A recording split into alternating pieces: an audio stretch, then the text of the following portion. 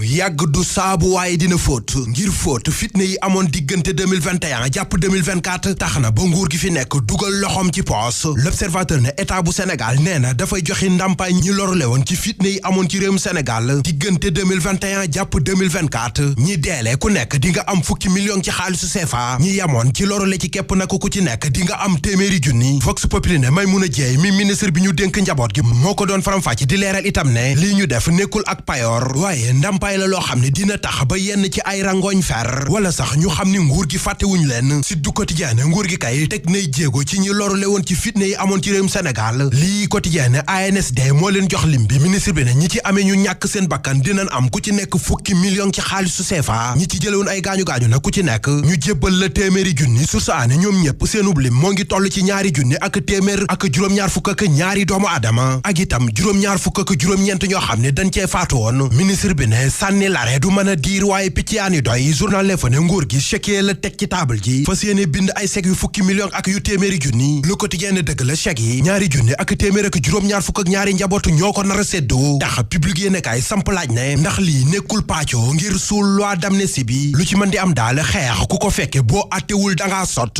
li sotti ni ki démb moo di wooteb Seydina Limaamu Laay almaxti bi. taxit mbooleem yéene kaay yi nu xëyandul ñoom ñëpp xëy di ñu xibaar ne alxemes ak ajuma bi lañ doon màggal téeméer ak ñeent fukk ak juróomeelu appelub Seydina Limaamu Laay. L'Observateur ne porte-parole pour famille almahdi woo na ñëpp ci liggéey wattuloo ñëpp itam wax lu dul dëgg. nguur gi dese nañ cee jàpp waaye terewul appel bi la ca ëpp mucc na ayib. journal L'As ne liy dëgg kay moo di nguur gi matalewul li ko waroon ci téeméer ak ñeent fukk ak juróomeelu appelub Seydina Limaamu Laay bi. Tribune yéene kaay ne xalifa bu tedd bi daal nee na nanu bàyyi wax ji te liggéey te moytu lépp luy xajale. Enquête yéene kaay ne Birame Souleye Diop daal salafis yi mere nan ko ndax jàpp ne lim leen wax ndawul. Direct News ne Ousmane Sonko du ko ndaw waaye Farba Ngom itam tuutiwul. lu rëy li Ndongaay Caam defoon ci la Libération xëy di wax yéene kaay bi ne Ndongaay Caam mooy waa ji doon làmbatu xale bu jigéen bu am juróom-ñetti at ci benn bis mbir ma ca Saint-Louis la xewe. yéene kaay bi ne moom waa ji atum 2011 tëjoon nañ ko ñaari at yu mu tëdd ci mbir yu ni mel tey nag wàcc na ñetti jabar ba noppi di làmbatu xale bu am juróom-ñetti at. journal bi yokku ca ne bi ko enquêteurs yi sëkkatalee li mu leen wax moo di ne saytaane moo ko ëpp doole dooley Luc Nicolaï mi ngi gën a wàññeeku. Libé ne 300 millions yi mu waroon a fay Bernard Tulli ak hôtel Lamantin moom la deful ba tax ñu nangu yenn ci ay mbiram ngir jaay ko. njaayum nit daanaka mooy am ca diggante Maroc ak Algérie su saane ay defkati ñaawteef yu ngànnaay yu ñoo fay dogale ay nit jàpp leen di woo seeni njaboot di leen laaji koppar wala ñu sàkkal leen pexe. journal bi ne ca ñanu jàpp am na doomi Sénégal yuñ ca téye di laaj seeni mbokk 1,6 million